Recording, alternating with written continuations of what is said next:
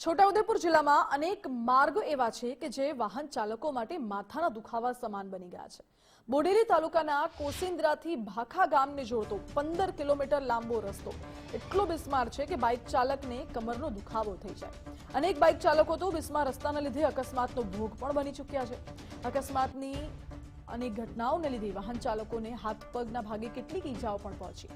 આ તરફ નસવાડી જવું હોય તો પણ બીજો જ્યારે માવાલી ગામનો 5 કિલોમીટરનો રસ્તો છે પણ અત્યંત બિસ્માર પરિસ્થિતિમાં છે, જ્યાં ચાલીને જવું પણ લોકોને અગવડતા ભર્યું લાગે છે।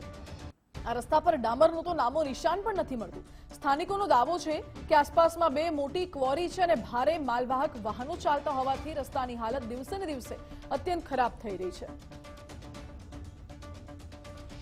કોસિન્દ્રાથી જે ભાકા અમારો રોડ જાય છે ને એટલો ખરાબ રોડ છે કે મને, કારણ કે મારું ખેતર આ રસ્તે જ જવાનું, દિવસમાં 5-6 ઓટા હોય, ચક્કર અહીં રહીને જ જવાનું। એટલો ખરાબ રોડ છે કે રોડના રોદા લાગવાથી મારી કમરની જે ગાડી છે એ સ્લીપ થઈ ગઈ છે।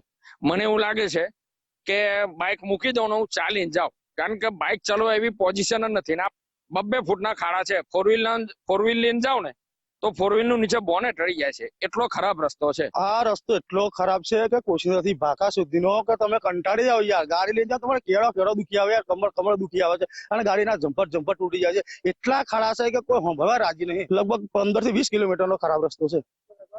રજૂઆત કરી બધોને પણ કોઈ સાંભળતું નહીં। તો કોસિન્દ્રાથી ભાખા તરફ જે રોડ જાય છે એ રોડની એટલી ખરાબ પોઝિશન થઈ ગઈ છે, ત્યાં ખાડા ટેકરા એટલા બધા પડી ગયા છે ને કે સામાન્ય માણસ સ્કૂટર કે ગમે તે ફોર વ્હીલ લઈને જવું હોય તો બહુ તકલીફ પડે છે। અને મોટી સમસ્યા એ છે કે જે વિદ્યાર્થીઓ સ્કૂલેથી ઘરે તરફ જાય છે તો એ સ્કૂલે જવા માટે પણ વિદ્યાર્થીઓને બહુ મોટી તકલીફ પડી જતી હોય છે। પ્લસ અમારે જે માવલીથી ભીલવાડિયા તરફનો જે નસવાડી રોડ બન્યો છે, હજુ 3 મહિના પૂરા થયા નથી, 3-4 મહિના પૂરા નહીં થયા ત્યાં પહેલો તો એ રોડની પોઝિશન એટલી ખરાબ થઈ ગઈ છે ને ત્યાં આગળ ચાલતા જવું પણ બહુ સમસ્યા ઉભી થાય એવી ખરાબ પોઝિશન થઈ ગઈ છે। ભાખાથી કોસિન્દ્રા જે રસ્તો છે એ હાલ તો એટલો બધો ખરાબ થઈ ગયો છે, ચોમાસા પછી વાત નહીં કરવાની। થઈ કોઈ સાધન બી જતું નહીં, રોજ એક બે એક્સિડન્ટ થાય છે। એ લગભગ 15 કિલોમીટર એ હું સાંભળે, કશું કોઈ સાંભળતું નહીં। બસ એમને એમની ખુરશી આવી ગઈ એટલે રાજા। રસ્તો બનાવ્યા માંડ હજુ 2 કે 3 મહિના થયા છે, પણ તમે જોઈ શકો છો રસ્તો બિલકુલ ખલાસ થઈ ગયો છે। અહીંયા વાહન વ્યવહાર કોઈ પણ જાતના જઈ શકતા નથી। મોટા પથરા નાખીને રિપેરિંગ કરેલું છે। અમારું માવલી ગામ છે ત્યાંથી કાશીપુરા લગભગ 30-35 છોકરાઓ ભણવા માટે આવે છે। એમને સરકારે ટ્રાન્સપોર્ટેશનની સુવિધા કરી છે, પરંતુ એ ટ્રાન્સપોર્ટેશનનું વાહન પણ અહીંયા જઈ શકતું નથી। રસ્તો બનાવ્યો અને ઓવરલોડેડ જે હાઈવા છે એ જે અહીંયા ડમોલી કોરીઓ ચાલે છે ત્યાંથી ઓવરલોડેડ રાત દિવસ અહીંયા ચાલુ છે। એવી જ અમારી પરિસ્થિતિ આ ભાખા કોસિન્દ્રા વાળા રસ્તાની બી છે, ત્યાં બી કોરીઓ આવેલી છે, એના બી હાઈવા ઓવરલોડેડ જાય છે।